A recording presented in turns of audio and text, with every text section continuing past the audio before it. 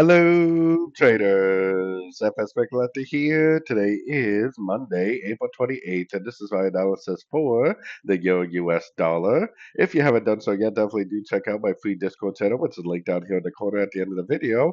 And make sure to check out my website, fxpipcollector.com. Watch the video on the home screen to learn more. So, anyways, we're still in a pretty sideways market on the euro dollar. I still think that we potentially have the end of a five-wave trend right here. So, one, two, three, four, five waves down. That means that this move up to me is probably more likely an A, and this is more likely a B. I think there's a good chance it's actually going to pop up to a higher fib level for a C.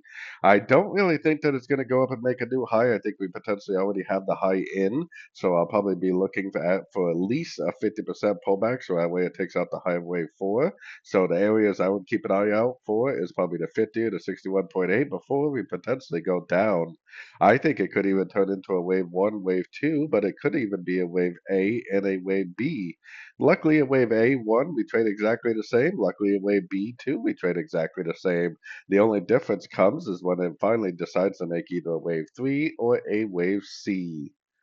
So anyways, don't forget to like and subscribe. And as always, thank you for watching and happy trading.